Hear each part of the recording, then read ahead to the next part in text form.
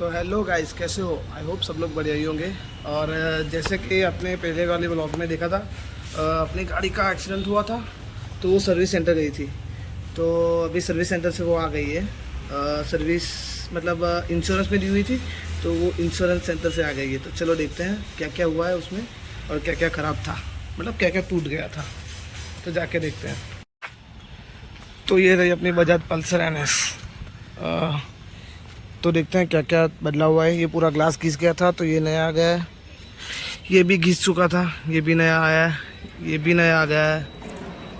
ये भी गार्ड पूरा टूट गया था, ये पूरा टूट गया था तो ये पूरा नया आ गया है। यहाँ पे ये जो पार्ट दिख रहा है ये भी नया आ गया है। गाड़ी थोड़ी गंदी दिख रही है क्योंकि अभी कल ही बारिश हुई है तो मिट्टी चिपक गई है। तो ये पूरा सब बन के आ गया। ये पूरा इधर से टूट गया था, मतलब मुड़ गया था ये पूरा। तो ये भी पूरा नया हो गया है। ये इंश्योरेंस में क्लेम हो गया है।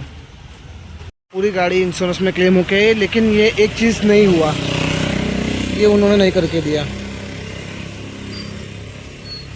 जैसे कि ये सिंबल पूरा टूट चुका है, गाड़ी पूरी घसड़ा गई थी आगे से, तो ये नहीं हुआ। और कल जल्दी जल्दी में हमने गाड़ी भी ले ली थी, डिलीवरी ले ली थी, तो एक चीज़ चेक करना भूल गए। जो मेजर प्रॉब्लम था इसमें, ये वाला, ये स्टीयरिंग पूरा इधर लग रहा है इसके ऊपर। जैसे कि आप देख सकते हो, इस तरफ नहीं लग रहा, इस तरफ अच्छा खासा गैप दिख रहा है।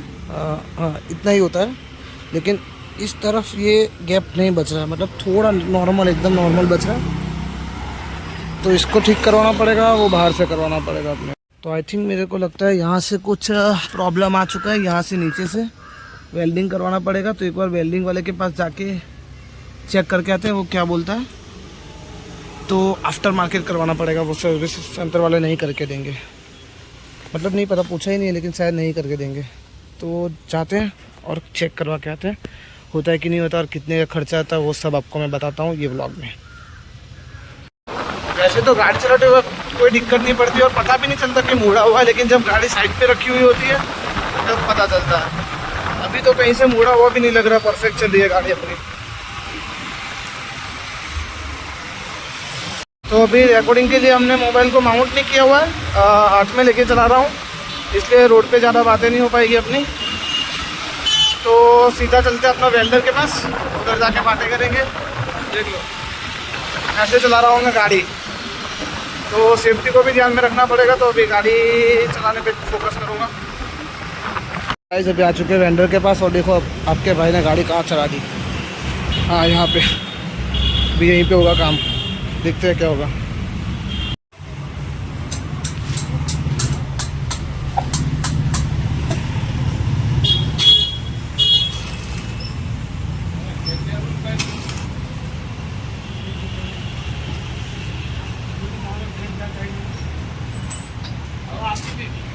चलो स्टीयरिंग का तो काम हो गया, आपको बताता हूँ।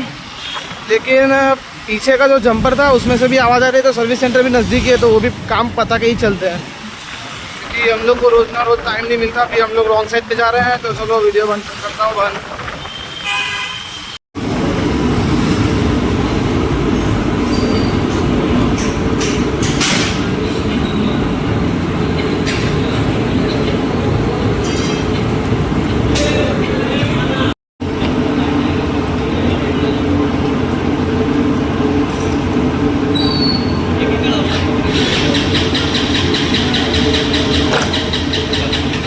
ओके, तो ये काम भी हो गया, सर्विस सेंटर वाला काम भी ख़त्म हो गया।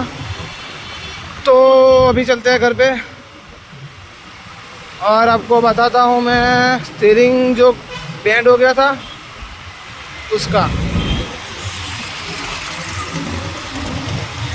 तो पब्लिक अभी शाम के बज रहे हैं 5 और धूप इतनी गिर रही है, मतलब ये गली वाले रोड में मैंने निकाला तो अभी छाँव है क्योंकि यहाँ पे बड़ी बड़ी बिल्डिंग्स है, लेकिन मेन रोड पे इतनी धूप लग रही थी भाई। लेकिन बराबर है, थोड़े दिन की धूप है ये, थोड़े दिन के बाद ऐसे भी बारिश का सीज़न आ जाएगा, फिर सब ठंडक ठंडक हो जाएगा। अभी 1 आध महीना सिर्फ निकालना है, फिर थोड़ी राहत मिलेगी। तो गाइस जैसे कि आप देख रहे हो अपना गाड़ी का काम हो गया कंप्लीट।